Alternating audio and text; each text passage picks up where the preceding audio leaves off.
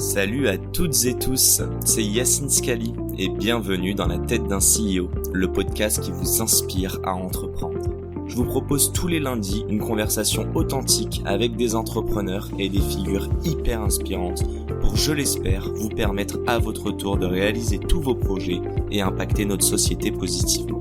N'hésitez pas à vous abonner au podcast et nous dire ce que vous en pensez en commentaire. Sans plus attendre, je vous souhaite un excellent épisode.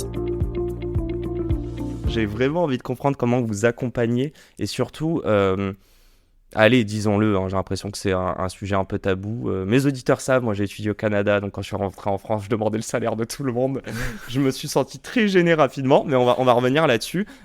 Juste pour qu'on comprenne, pour les gens qui nous écoutent, à quel moment il faut contacter la BNP Banque Privée, comment vous accompagnez les entrepreneurs, est-ce qu'il y a des typos, c'est quoi les contraintes ? C'est le moment de faire la pub, là. Exactement. Alors, tu vois, l'entrepreneur ou nos clients, ils ont le choix entre finalement être autonomes, faire leurs opérations eux-mêmes ou d'être accompagnés. Et tu vois, je vais prendre un premier exemple. Dès lors que tu fais un achat immobilier, dès lors que tu as une entreprise, est-ce qu'il faut faire une holding? Est-ce qu'il faut faire une SCI? Quel choix de ma structure patrimoniale? Certains se marient, donc quel régime patrimonial prendre? Quels sont mes objectifs patrimoniaux? Donc finalement, est-ce que je veux transmettre? Est-ce que je veux avoir plus de revenus, etc. Donc tout ça se travaille. Donc tu as le choix entre soit être autonome ou soit te faire accompagner. Pareil côté gestion financière, dès lors que tu as un capital, que tu as levé de l'argent, qu'est-ce que je fais de ces fonds? Est-ce que je suis autonome ou est-ce que je me fais conseiller?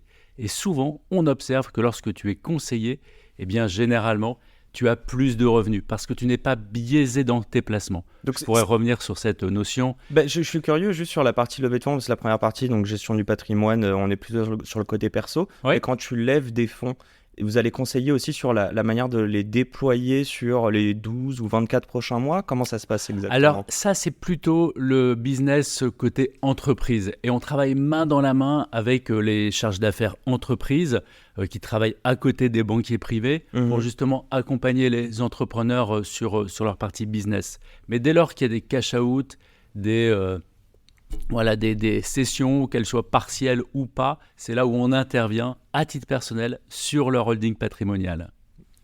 Ça est très clair et justement je fonce la tête la première dans les exits, dans justement ces sorties. Donc le principe c'est que les gens lèvent des fonds mais qu'au bout de la deuxième, troisième levée, parfois il est important de capter de la valeur qu'on a créée parce que c'est que de l'equity.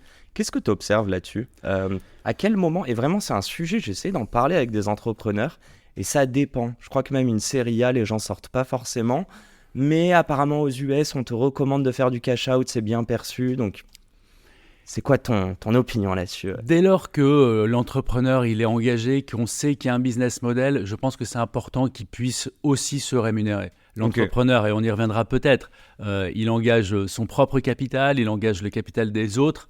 À un moment donné, sa rémunération, c'est bien son exit. Et donc, nous, on est plutôt incitatif, on lui recommande de le faire. Et pour ça, il faut le préparer, d'où l'accompagnement d'une banque privée pour préparer cette sortie de fonds. Ok. Elle se passe comment exactement? Alors, très concrètement, moi j'ai l'exemple régulièrement, même si en ce moment la conjoncture fait qu'il y en a un petit peu moins. Ça prend plus de temps qu'avant, mais ça peut dépendre. Par exemple, tu vois, si on l'a préparé avant, les titres peuvent être sur un PEA, donc à ce moment-là, c'est plus simple. Ou alors, c'est le moment de créer une holding, et donc à ce moment-là, il y a des sujets un peu plus techniques d'apport-cession, de réemploi. Mais on accompagne nos entrepreneurs tout au long de ce processus. Côté fiscalité aussi? Exactement. Tu parlais des exits, c'est drôle parce que je travaillais dessus récemment, j'essayais de couvrir un petit peu le nombre d'exits qu'il y a eu en France. 2 fois moins, quasiment en 2023. Mais il y a eu beaucoup de consolidation de marché, je pense à la foodtech, je pense aussi... il y a eu beaucoup de boîtes qui sont en redressement judiciaire. Oui. Il y a des boîtes qui se font reprendre un peu à la casse, je pense à Luco qui s'est fait reprendre par Alliance, Mastéos qui pose le... Bon, concrètement, comment il se passe notre écosystème là? C'est quoi les tendances que tu observes? Et qu'est-ce que tu vois dans ta boule de cristal? Alors, première chose quand même très positive, ce qu'il faut dire et redire, c'est que en France, l'entrepreneur, ça fonctionne. Entre 2010, il n'y a pas si longtemps, et 2017, il y avait à peu près 500 000 créations d'entreprises par an. Là, on est plutôt en 2023 sur 1 million. C'est ce que j'avais vu. J'avais vu qu'en Europe, on est Et Le on est un des deuxième leaders. pays par Exactement. habitant, On est un des d'entreprises leaders. par habitant. Exactement. La deuxième information, c'est que les entrepreneurs sont de plus en plus jeunes. Et ça aussi, c'est une bonne nouvelle. La jeunesse a envie d'entreprendre, Mhm. même s'ils partent souvent avec un petit capital. Ils ont envie d'entreprendre. Donc ça, c'est quand même très positif. Ce qu'on observe ensuite, c'est que voilà, il y a deux fois moins de levée de fonds, que la conjoncture est un peu plus difficile, mais pour autant, on voit de l'innovation partout. Tu as cité quelques secteurs dans la food tech, dans l'IA en ce moment, qui vraiment est une innovation assez incroyable. Ça lève encore des fonds, moins que les années précédentes. Mistral a bien levé là. Et voilà, je Mistral, crois. voilà, c'est un succès incroyable. Ouais. Et en tout cas, c'est un très bel exemple français d'innovation sur un secteur majeur pour demain. Et tu parlais juste d'apport de capital. Est-ce que historiquement, les entrepreneurs, c'était l'Eldorado des levées de fonds là, en 2018-2020, est-ce qu'ils venaient avec du capital perso ou est-ce qu'ils allaient directement lever des fonds? Et la deuxième question dedans, c'est est-ce que le lever des fonds était une finalité? On les voit, tous les posts LinkedIn, il y a eu toujours toute une communication autour de ça. Pardon. Est-ce que c'est un shift de paradigme à ce niveau-là? Est-ce que tu vois un changement? Écoute, aujourd'hui, ce qu'on voit, ce qu'on observe, c'est que nos entrepreneurs sont majoritairement focus sur la rentabilité, hein, donc peut-être un peu moins de croissance et puis faire attention. Les levées de fonds, comme on se le disait, sont plus difficiles. Et puis, ce qu'on observe aussi, c'est que beaucoup d'enfants de nos clients aussi, beaucoup d'enfants de nos clients entrepreneurs, se lancent aussi. Et donc, tu me demandais, est-ce qu'ils partent avec un capital? Certains, oui, effectivement, ont la chance de partir avec un capital. Et puis, ce qu'on observe aussi quand même, et c'est une tendance assez lourde, c'est que depuis le post-Covid, on voit une accélération des transmissions d'entreprises. Il y a eu la digitalisation, maintenant il y a l'IA, et on sent que les entrepreneurs finalement veulent transmettre à une génération suivante. Et ça, c'est un phénomène pour moi de fond, de transmission d'entreprise d'une génération à une autre. Donc c'est en train de se passer. On a du retard par rapport à d'autres pays comme l'Allemagne, comme l'Italie, mais c'est un phénomène qui est en train de se passer. Donc beaucoup plus de sessions. Et donc on a besoin de plus en plus de conseils, d'où notre raison d'être pour accompagner ces entrepreneurs. C'est de l'argent qu'on donne ou c'est un business? Tu vois ce que je veux dire? Est-ce que historiquement on vendait son business pour donner de l'argent à ses enfants? Ou est-ce qu'aujourd'hui, on veut carrément que les enfants... Il y a presque un patrimoine culturel dedans. Il y a les deux. Okay.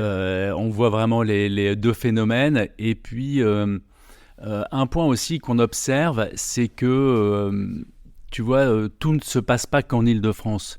Je pense à nos territoires et à nos régions. Finalement, l'accélération se passe aussi en région. Et ça, c'est une bonne nouvelle. Donc, c'est pas que Paris. C'est quoi je sais pas si tu as des stats à partager justement sur région versus Paris. Moi, ce que je peux te dire, c'est que dans notre activité, notre croissance depuis ces 2-3 dernières années est plus forte en région. Est plus forte en région. Donc c'est vrai dans le sud-est, c'est vrai en Occitanie, c'est vrai dans l'ouest de la France, c'est vrai en Aquitaine. C'était sous-exploité ou c'est parce qu'on a déjà atteint un plafond à Paris? Écoute, historiquement sur Paris, on était quand même assez costaud, mais en tout cas la croissance, elle est plus forte aujourd'hui dans les régions. Donc en fait, pour une banque privée comme nous, être présent partout sur le territoire est un réel atout.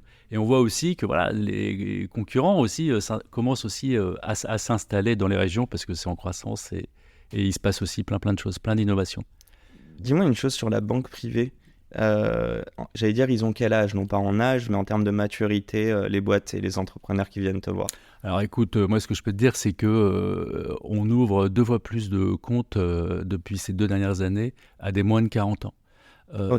La moyenne d'âge de notre fonds de commerce baisse. Alors on voit le rajeunissement en théorie. Donc chaque année, nos clients ne prennent pas un an. En tout cas, c'est ce que j'observe chez moi.